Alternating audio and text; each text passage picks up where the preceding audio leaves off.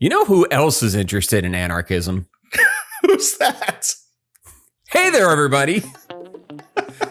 Harlan Ellison. Welcome back to PixelLit. Maybe. Maybe. He's dead. Can't ask him. Yeah. You can't get more anarchistic than that. And as you may have guessed, today we're talking about I Have No Mouth and I Must Scream, which is probably very often... I feel like the title is referenced more often than anything else about the story. Yeah. It's like kind of a pun or a joke or whatever. I think more people have referenced the title than have read it by a lot. By a lot. Yeah. So, yeah. So we're talking about two things of that title today. We're talking about the short story that he wrote back in the 1960s. 67. 67. Mm-hmm. And we're talking about the game I Have No Mouth and I Must Scream, the point-and-click adventure, graphic adventure game that was released in 1995. Yeah. So that is... So Phil, just to start us out, who the hell is Harlan Ellison? Harlan Ellison. Who is Harlan Ellison? That's actually probably the topic of its own podcast, but it could be.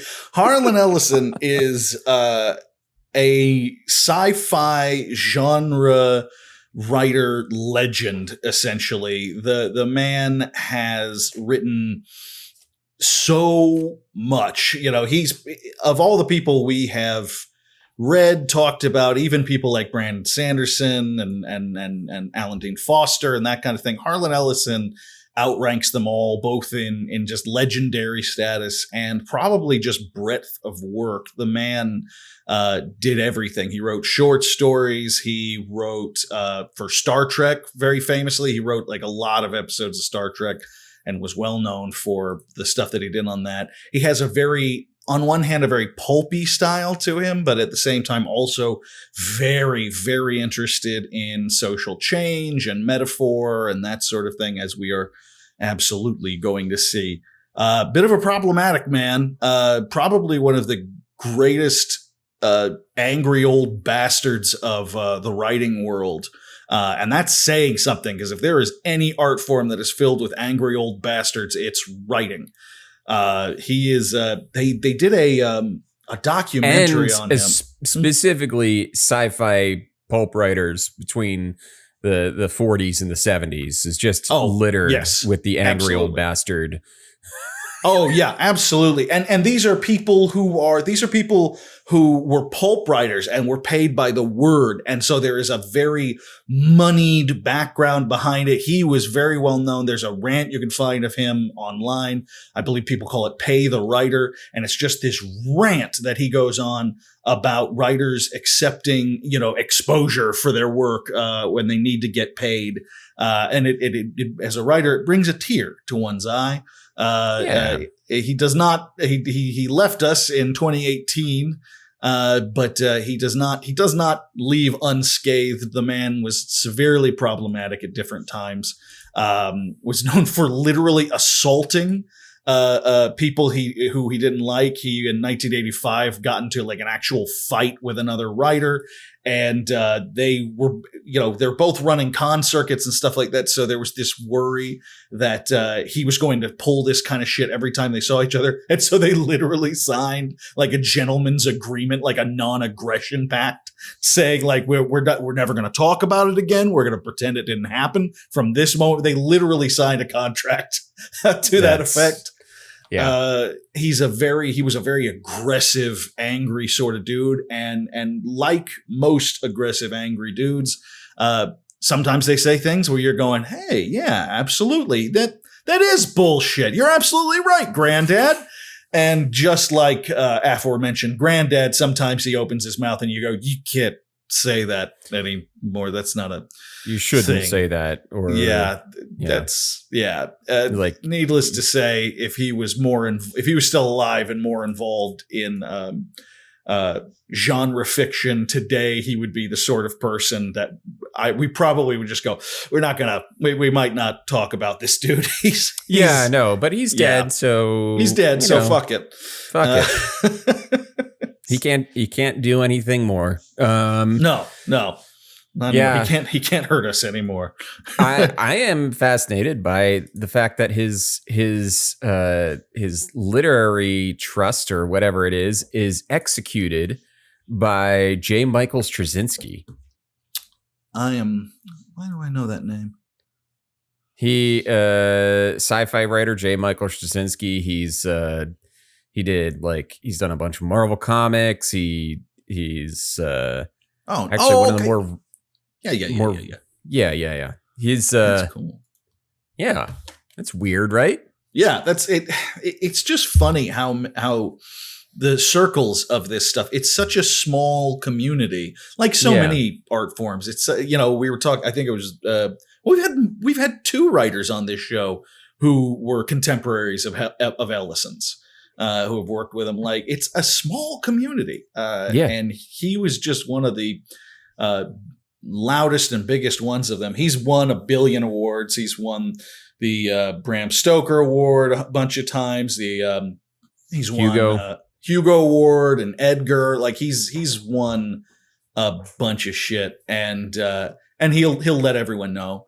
And if he thought you were trying to screw him over in any way, he was not quiet about it. Probably one of his most famous controversies, if you want to call it that, was him basically claiming that James Cameron ripped him off for the plot line of The Terminator, based on an episode of an old sci-fi show he had written, I think a short story too. And at first, it's kind of one of those things that make you go, okay, Harlan, anything you say, everyone's ripping you off. Like, and then you read and you're like, that is actually might have actually ripped him off. Yeah, that actually might have some legs to it. Harlan Ellison was one of those guys that just the sheer volume of stuff he put out. It's like one of those things where okay, well, maybe they ripped you off, but maybe it's just you just do so much shit that it could be parallel thinking. He is the sci-fi writer equivalent of The Simpsons, basically. Harlan Ellison did it first. He's done it. And that's particularly funny because he has been a guest star on The Simpsons. So he's some of his other controversies include supporting the founder of Dragon Con, who was a pedophile, and vociferously supporting Ed Kramer, who was a convicted pedophile. Harlan Ellison picked mostly the wrong hills to die on. A lot of wrong hills. Until he died. Yeah. So and he had a good long life too. Long life. Yeah. Yeah. Anger can preserve almost as well as positivity. Yes. Good long life, pretty good writer, mostly a piece of shit.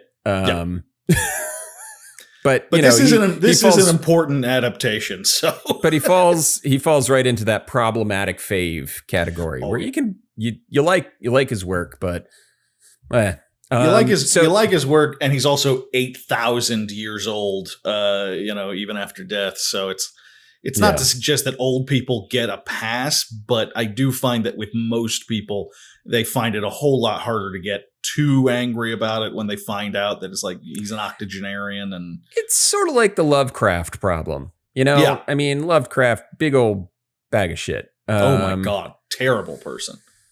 But he's very, very, very dead, and you can work through his work in any way you see fit. It doesn't have to be the way that he might have intended it, which is fear of the other. The other in his case was usually the Jewish people who moved in down the street. Yeah, exactly. Yeah, it's one thing to we have actually, and I'm not going to bring up what it was, but Kevin and I have actually gone through in choosing books for this show. We have found authors and books that we're just like, oh yeah, no, we're not going to cover that. This person is a piece of shit, and I'm not interested in talking about them because, and it comes down to the fact that those people are completely replaceable, and what they have made is really not all that special. People like Ellison and Lovecraft, as problematic as they are actually irreplaceable artists. Yeah, they're kind of foundational to exactly to their respective genres. You know, it's important to know who they are and what they do, even if they are assholes. And that's, at least that's my opinion. Other people might go, no, still don't give a shit, and that's cool. That's cool too. I mean, that's just kind of the side of the coin that we landed on. So if you're, so basically, if you're a living piece of shit and you're also not that special, we're not going to cover your adaptation of video game material. And let's face it, most of you aren't. Most of you aren't. Most of you are not that special. Yeah. So yeah. Except the people who like us. Except for you special. guys. You guys are, if you're listening, you're very special. If you're listening to us, you're special. I think we saved that one. I think we got it. Yeah, I think we got it. I think they bought it, Kevin. So we're talking about both the game and the story, and we'll start out with the story, as it's the shorter of the two. Very much so. The story is, for as much as it's talked about, is exceedingly brief. And it's set in a post-apocalyptic future. This big old robot named Am, which the name changes what AM stands for changes a few times. Allied Master Computer, though, was, I think, the original name for it. So this supercomputer is basically torturing the there's like 5 human beings left in the entire world, and this supercomputer is torturing them because it hates humanity. It hates what humanity is, because it's a supercomputer that was built up to solve all of humanity's problems, and it became sentient. And then it just learned that, well, it cannot move, it cannot do anything. It's just a piece of machinery, but it knows everything. So it developed this absolute misanthropy towards humanity, and kills everyone except for 5 people. Right. And I mean, this is during the Cold Wars, so there's an American Am and a Russian Am and a Chinese Am. And, we're all at a standstill. There's nuclear war on the horizon, and they all just join. All the supercomputers merge to become one big supercomputer called Am. Yes. And so there's 5 people left. The story is narrated by a guy named Ted, who in my head is Ted Mosby from How I Met Your Mother. I mean, yeah, sure. That tracks. Sounds okay. Yeah, that he's tracks. He's a real piece of shit. Yeah. So Ted is this guy who claims to be the most rational and the only one of the group that's been unaltered. And when I say unaltered, basically Am has full capabilities to change everything about everything everywhere.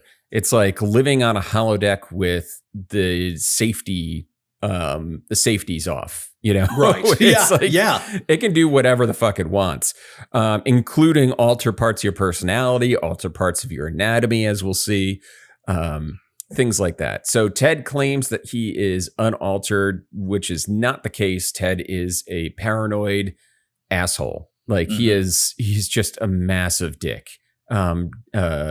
Figuratively. It's a very difficult narrator to have. It's very difficult narrator to have, because you don't like him at all, because of the way he frames everyone else. Especially he's viciously paranoid and he's hates viciously everyone else. Paranoid, super misogynistic, and which there's only one woman to hate, so she really gets a lot of his hate. Right. So there's Ted. He's the narrator. Otherwise, there is Benny, who at one point was a scientist and gets transformed into a gorilla man with a gigantic penis. Yep. Just a massive dong. Yep. Harlan, I guess, was working some stuff out. He was. This whole book, you could say that of everything that happens in this story. He's just working out a lot of shit. There's Ellen, who is the only black woman, or is the only black character in the story, only non-white character in the story, to be specific, who basically in her normal life before Am was like prim and proper and very, like didn't like she would claim to be a virgin and all that. And then in the post Am world, oh, she's thirsty. She said she's had sex twice. She calls herself a virgin twice removed. Yeah. Which, we won't get into the and this is another thing. Where Harlan Ellison is a little bit problematic is he has the only female character who is a black woman who is like just insatiable for sex, and it's kind of it's like a perverse stereotype that used to be leveled at black women in a lot of stories and like through the years. It's not a great thing the way he characterized this character. It is, as we said earlier, Harlan Ellison's problematic. This is also specifically a problematic part of the story. It's tough because he does make it clear that this was not her personality to begin with, that she has been changed into this by Am. Right. But it still makes it a tough. It's one of the, this is my feeling throughout the story. Like there are all these moments where you're like, okay, he's saying that this is not a good thing. He makes a point to say this is not good. Ted, for example, is super misogynistic towards Ellen. Like we talk about Benny and his big dick, and Ellen services all of them, but particularly likes it from Benny because he's got a big dick. And Ted talks about that. Of course, that's what she wants. That's all she ever wants. And right. And it's stuff like this. It's all stuff that he makes a point of saying these are not good characteristics, but there's so much of it and it's constant that you're just like, how much of it's like, Jesus, it's constant. And so it makes it tough to ignore, or if not ignore, it makes it tough to just go, well, that's just how the characters are supposed to be, because there's so much of it. So yeah, and let's let me say it right out front. This is not an easy story to read. No, it's 15 pages long. It is but it short. Takes a minute. But it takes a minute because it's like sorry, Alanis Morissette, but I'm stealing that jagged little pill. It's like swallowing a sharp object. Yeah. It's not comfortable. It doesn't go down smooth. Which was never Harlan Ellison's intention. That this dude did not write like feel good shit. No. That's just not what he did. But fuck. Then there's two other guys, Gorister, who is he's just kind of he's a dude who's just kind of there. He's kind of lame.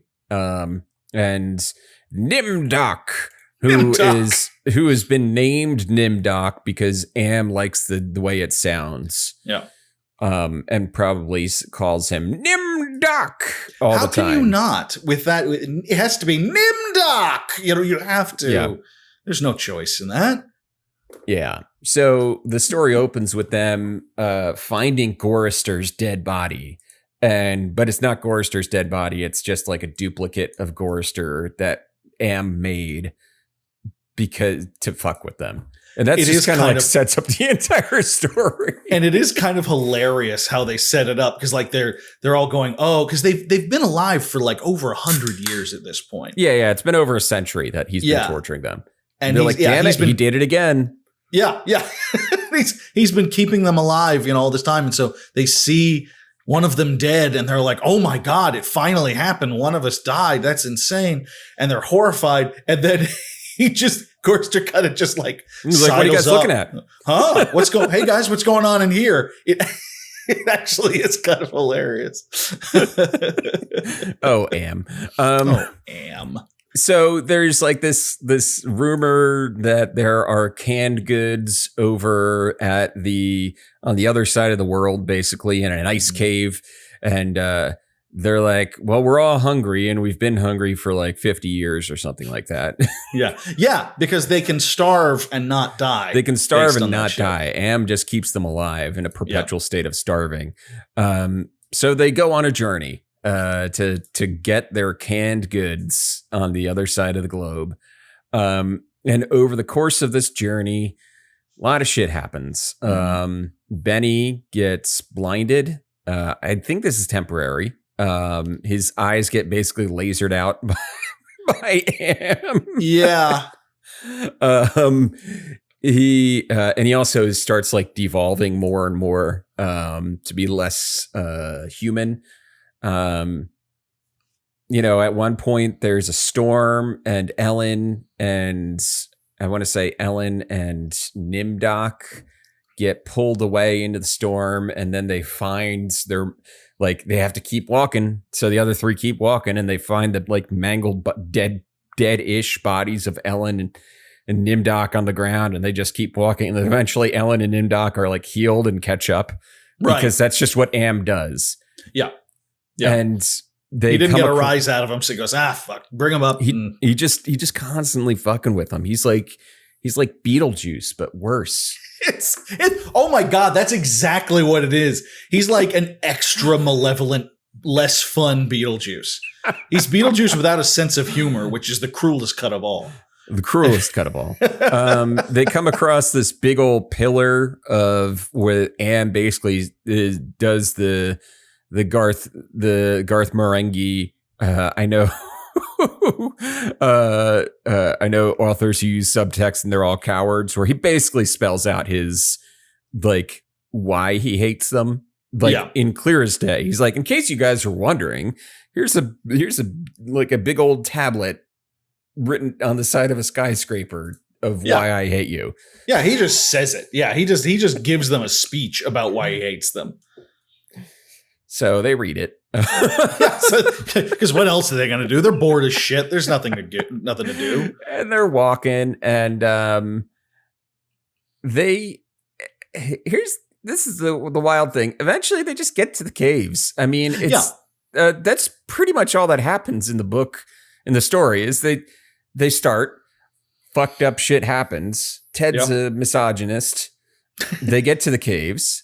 They get to the caves and realize, oh, it's canned goods and we don't have a can opener.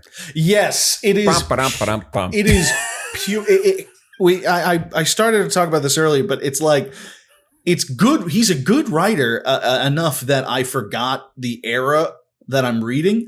But like, this is a time, like if I wrote that story now, people go fuck yourself. That is so cliche. But it wasn't cliche at the time. Like the point has, it's not about, well, why don't they use this? Why don't they use that? That's not the point. The point is that, Am is finding ways to be extra cruel and all that stuff. And it's this example of the cliche before it existed as a cliche, but reading it in 2022, you can't help but go, Jesus Christ, is that it? There's no can opener? You don't have a rock? Like, yeah. I'll eat SpaghettiOs off a rock. Fuck it. Fuck it. There's literally no way to, I mean, I'm pretty sure if I was hungry enough, I could crack a can open with whatever's around me. Sure. I mean, absolutely. Come on, guys. Cans are not impenetrable, but maybe, of course, back then, I want to say cans were made of like a heavier, like it was like they were heavier duty. Probably. You know what I mean? I think they were especially like, if it's it was Cold like a War era. Cold War era. These like cans made of like iron. Right. It's like 5 pounds each. It's not like aluminum cans nowadays. Right. It's yeah. So maybe, I don't know.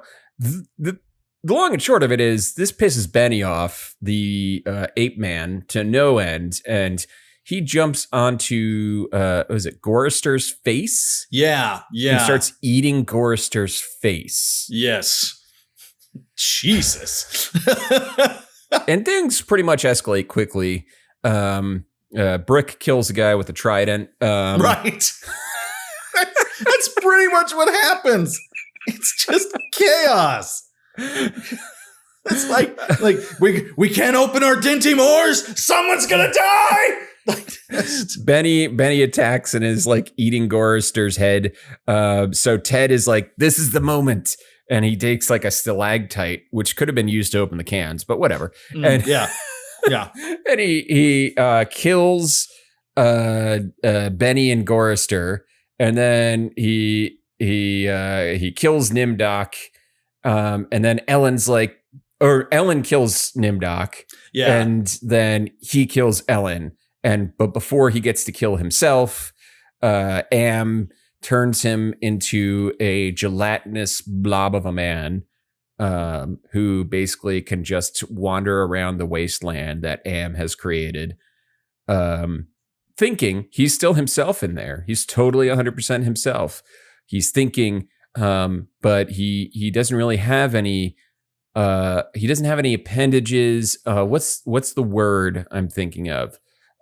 He doesn't have a hole in his face, in which his he mouth would is sealed shut. Yeah, he doesn't have a hole in his face in which he would elicit a vocalization. That's like a yell. The aristocrats. No, the book literally ends with "I have no mouth and I must scream." That's the title of the book. The title of the story is the last line in the story. I totally missed what you were doing and nearly fucked that all up. So the father takes the. No, I'm not going to do the aristocrats. And that's the story. It's it's brief, it's bleak, and it all. A lot of it. This is before the internet, where everyone would gather together to like analyze and pick apart every little thing. It was accepted more that you were going to have some plot holes and that sort of thing. Like, the idea, for example, like Kevin pointed out, that they couldn't just bash open some cans, like it would drive them that. And also the idea that because that would be a CinemaSins ding. Right there. And he's turned into this horrible amorphous blob thing because as punishment, basically, because he helped like exterminate these humans, which were Am's entertainment, his playthings. Right, and it kind of undercuts the idea that Am is this god if they can get away with that kind of thing. You would have thought they would have done this by now. There are a lot of little holes you can poke in it, but I think the era of where it came out points towards that. That's just not how you consume. Yeah, you didn't think about it that hard. It's a kind of a Twilight Zone sort of thing. Yeah, exactly. It's the my glasses, but I had time now. Right. It's like, come on, you could make that work. Come on, dude. Are you nearsighted, farsighted? Which is it? You just set it up and it's the proper distance. It's come on. Right. Man. You'll be all right. You could make this work. But the whole point is to make you go, oh, like that's what they're doing. That's here, a bummer. So. Yeah. Oh yeah. It's a dark story, Harlan. Okay.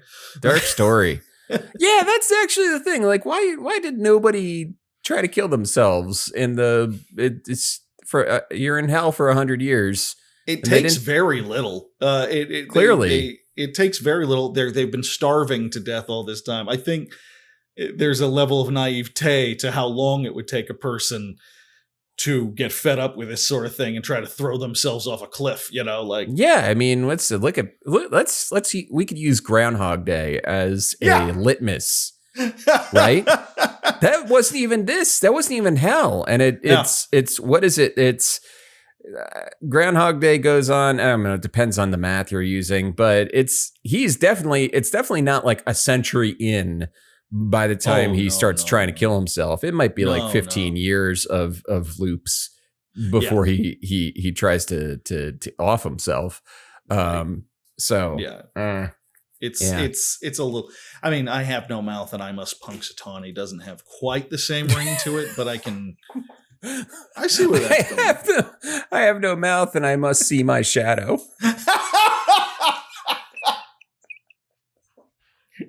Sorry, Am says 4 more weeks of torment. Although, if you lived in Western Pennsylvania like I have, 4 more weeks of winter is a torment. Good Lord. Those winters suck. Yeah.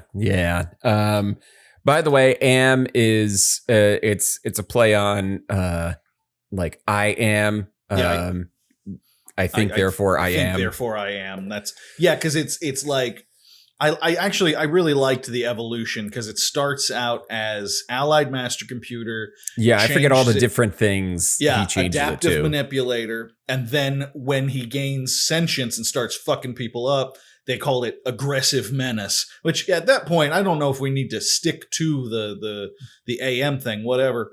And then it starts referring to itself as Am, referring to the phrase, I think, therefore I am. Yeah. So that's the short story. So later, much later, in fact, like 30 years. 30 years later, it gets adapted into a video game. Yeah, because I know you guys heard this story and thought to yourself, where's the video game adaptation? Yeah. Here it is, folks. Boy, howdy. It was 1995. It was developed by Cyber Dreams and the Dreamers Guild, but it was co-designed by the man himself, Harlan Ellison. And he got in there and he's like, oh man, yeah, let's open this bad boy up. So they basically took a 15-page short story and turned it into a pretty epic experience for a point-and-click game, especially for that era. Yeah, that era, absolutely. Yeah. So the 5 characters remain the same: Gorister, Benny, Ellen, Nimdoc, and Ted. And except each of them gets their own story. Yeah. And their backgrounds are much more fleshed out in the video game.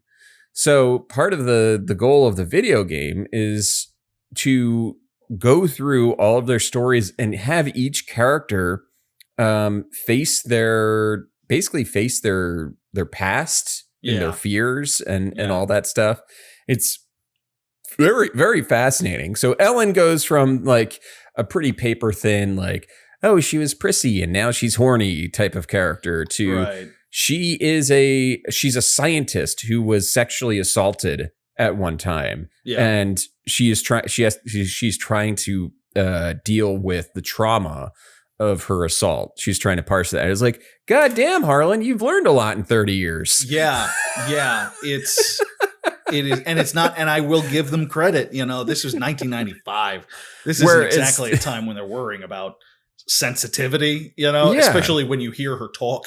There are more than a few little. I expected her to call someone a jive turkey at a certain point. Yeah, it's a little the scripting on her is still a little.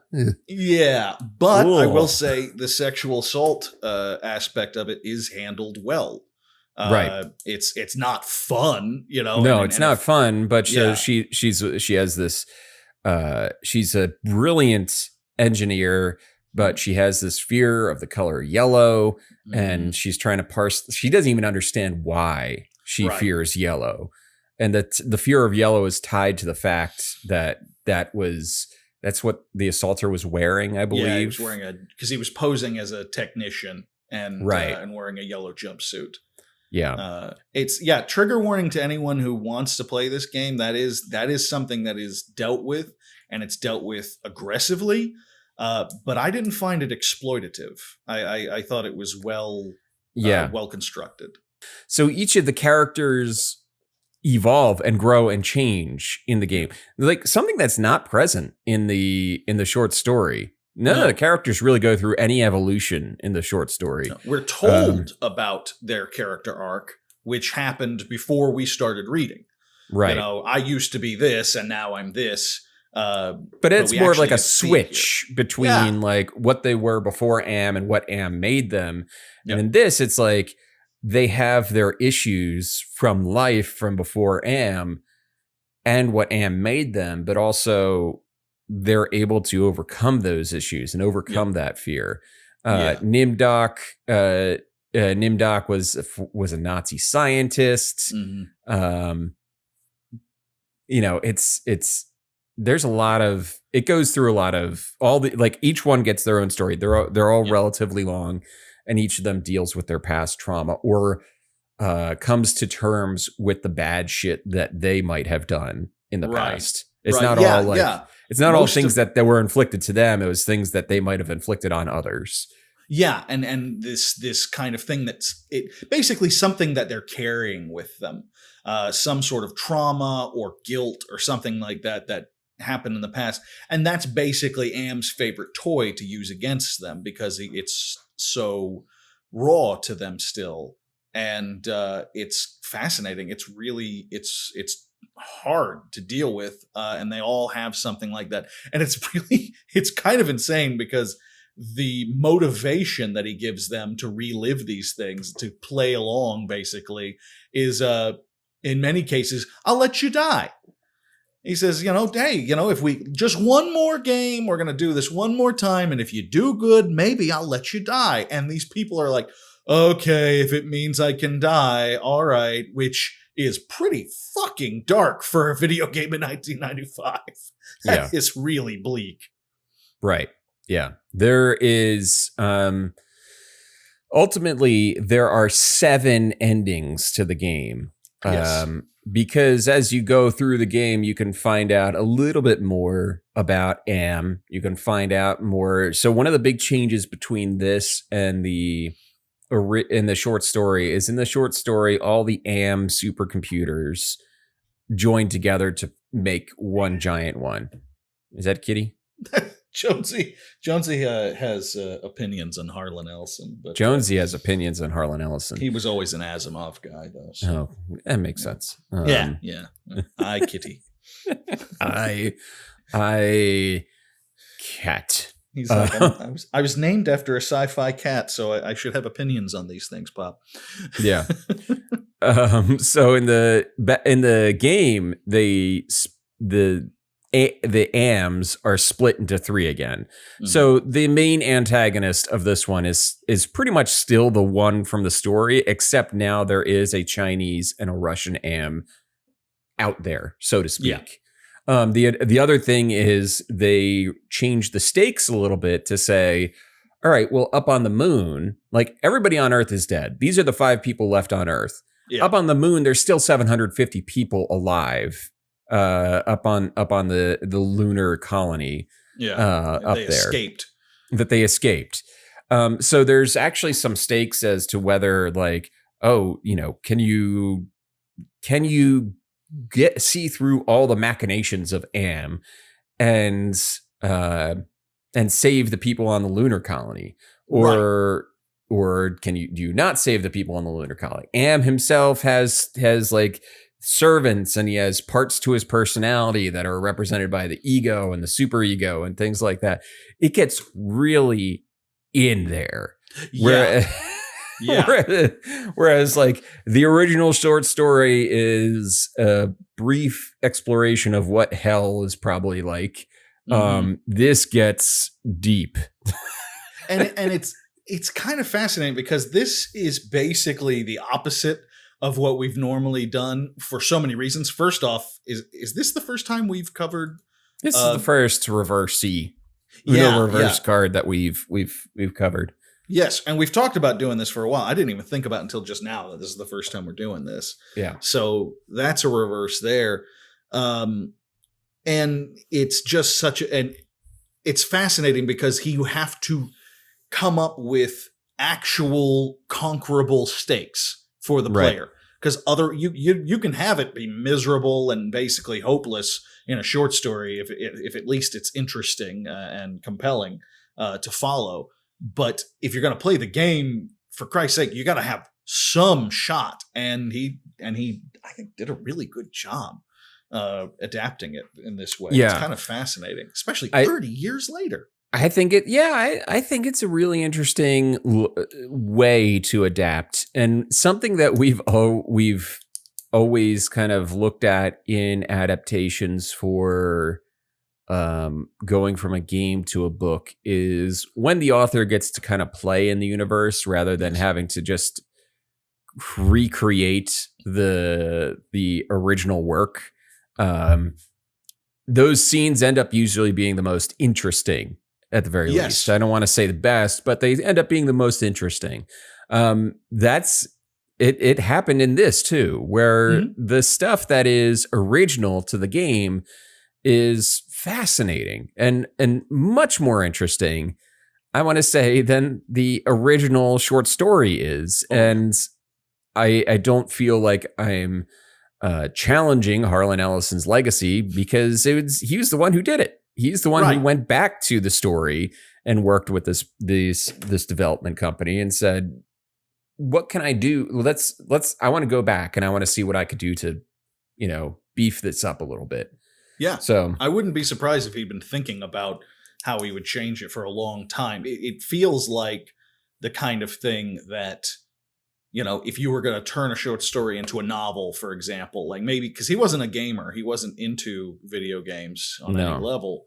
So either he was just they were able to go, "We'll pay you," and he went ding, and they said, "How would you do it?" And he's just, he was, an incredible writer that he just sat down and, okay, how do I make this longer? But the fact that he was able to adapt it so well, so specifically to the medium of video games is no small feat. No, it's really, really impressive. And if you're interested, I would it's still available. You can go and pick it up on. You can get it on Steam, on Good Old Games, whatever you want. You can go pick up. So I recommend you all go out and check it out if you want to see what it's like. I think the story most people could probably skip unless you could skip the story. If you're a sci-fi you could skip the story if you're a gamer, you could skip the story in favor of the game. And it's not that you're missing out on a thing. You'll actually probably get more. But again, trigger warning, it gets a little bit dicey in terms of the with assault and rape and things like that. Rape, genocide, Nazis. It does not hold back. And again, I don't think that anything in the subject matter is done in a way that is, again, exploitative or cruel, or in bad faith. It's done with a specific goal in mind. But if that's something that fucks with you, then you've been warned. Yeah. But it is, I honestly think this might be one of the best point and click games of all time. Yeah. It has a bajillion accolades. It's been on a ton of lists. It was a failure. It flopped hard. But, I wonder why. I wonder why.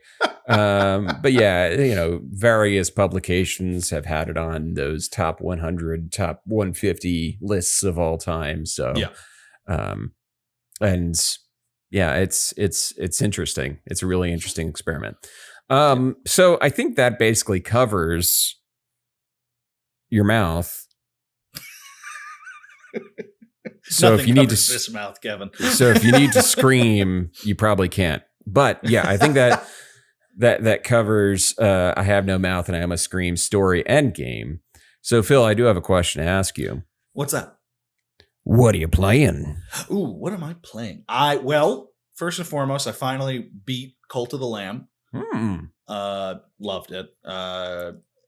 I basically just kind of, you can cheese your way through the end basically if you do, you know, if you know what you're doing with your town. Basically just like you spend the time taking care of your town for several days and you get extra hearts and stuff like that. And the final bosses are not that tough. No. And that's coming from me, who is not great at at video games, as it turns out. But it's I really liked that one. I think it was a good length. I think it's on my game of the year list. Me too. I don't think it's my number one. But I can say that I've never, not since Resident Evil Village have I been so looking forward to seeing what kind of DLC they come out for it. They've set a really solid foundation for just adding all kinds of cool shit to this. Right. You could make this a forever game. Like, this is the kind of thing that you could make last a very, very long time. Yeah. So I'm looking forward to that. After that, I got back on my bullshit, and I'm going back through my horror game backlog. Oh, okay. Yeah, and I started playing The Evil Within. Okay.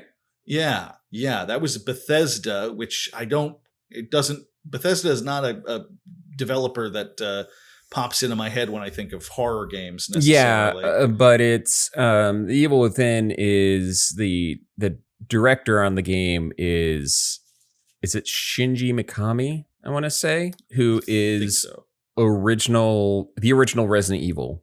Yeah.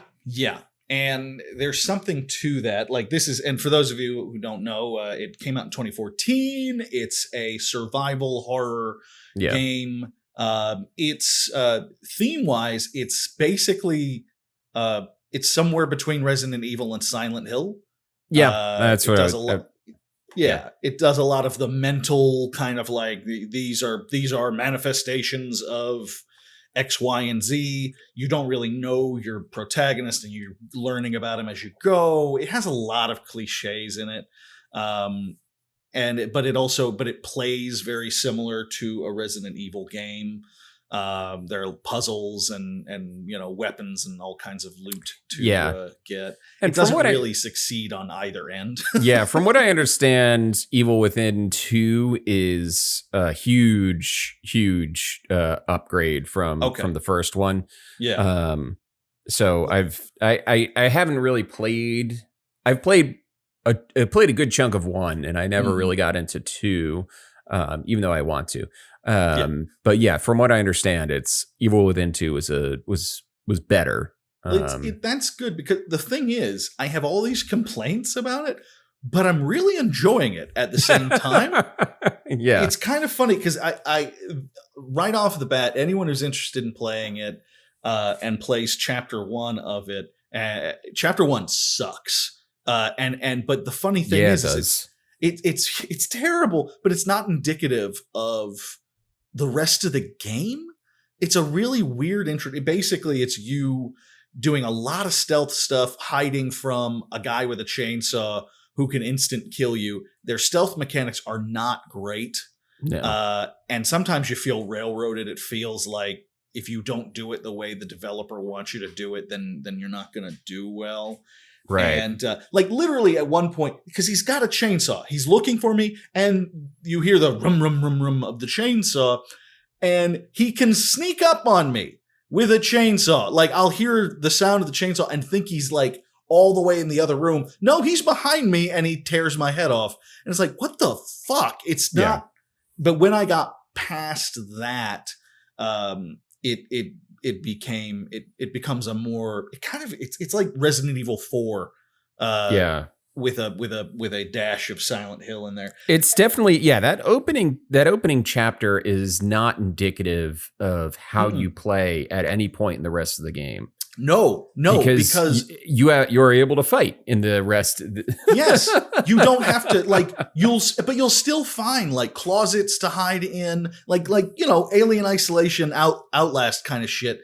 Yeah. But you don't. I have not even bothered a single time since that first chapter. Every other time, I've got enough ammunition. I've got you just I've got fight axe, through the I've got- combat encounter. Yeah, or run for a little bit, and you'll find something somewhere later. It's weird. It's a really weird choice. It makes me wonder if it wasn't tacked on at the last second or something. Yeah, it's definitely weird, and I think the interesting thing about 2 is, not really spoilers, but 2 basically starts in a way that it resets the stakes of everything. Like, okay. It's like the first one happened, but there's no real lasting issues from the first one. Yeah. Globally, it's like, we're resetting the stakes here. Right. Well, and so it's like I've got a lot of complaints, but the atmosphere is good. Like, here comes Jones. Jonesy, for Christ's sake. A little kitty head pop up. He's just here goes his tail. It's one of those, the atmosphere is good. Like there's a moment you're outside and it's like, you see like the rumble of like heat lightning and stuff in the distance. I was like, shit, that's pretty good. I got a lot of complaints, but I'm having a lot of fun. I know I'm going to finish it. Yeah. So it's weird like that. It's kind of the opposite of Resident Evil 5, where it was like, I'm not having any fun, but because it's Resident Evil, I feel the need to push through. Yeah, you're still having, it's like you're still enjoying it, even though there's a lot of just dumb shit. That's exactly it. So I'll probably have it done by the time we meet up again. But right. So that's me. Kevin, what are you playing, my friend? I have been playing through, so I beat Wolfenstein. So there's a Wolfenstein game which you cannot buy anymore. It's just called Wolfenstein. It's from 2009. It was made by Raven Software, and I was playing that for the other podcast that I'm going to be co-hosting with Hot Cider. Just kind of like getting some vibes on what it's like. I rolled credits on it. Interesting game. It has some fun stuff in it. It really falls squarely in that, that era of like the late aughts, post Bioshock, where everything had to have like all your shooters that weren't straight up military shooters. Your dude had to have some sort of power or ability or something like that. So Singularity comes out the following year and is very similar in it. That's also made by Raven. But this version of Wolfenstein, BJ Blazkowicz finds this like medallion, and the medallion has like 4 powers. One is called Veil, which allows you to see secrets. One is slows down time. One gives you a shield, and the other one powers up your ammo, so it blasts through things easier. Mm-hmm. It's a fun game. It feels very of its time. It feels extremely 2009. And the one thing I'll say about it is that BJ as a character, he is an extremely fleshed out character, starting with the New Order in 2014. Like the New Order and beyond, the Machine Games took real care to, I guess, flesh out both BJ and the surrounding world a little bit more, and not shy away from who the Nazis were and who the marginalized people were in the world. Yeah. Whereas Wolfenstein 2009 is just a little bit more straightforward military shooter with some superpowers, basically. Right. It doesn't get into the deep shit. Yeah, it doesn't get into the super deep shit. I want to say it's a loose sequel to Return to Castle Wolfenstein, which is from 2001. That one I played in college. That one leaned heavy into the occult shit. Right. So, and it's fascinating, and because Wolfenstein, for as many times it's been rebooted and all that stuff, there's a loose continuity going through all the games. starting with the Return to Castle Wolfenstein in 2001.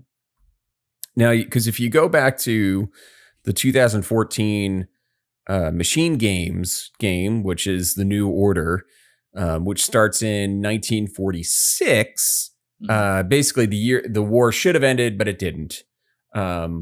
Death's Head Wilhelmstrasse, who is the villain in Wolfenstein 2009, has been using his advanced technology to arm the Nazis and all that stuff.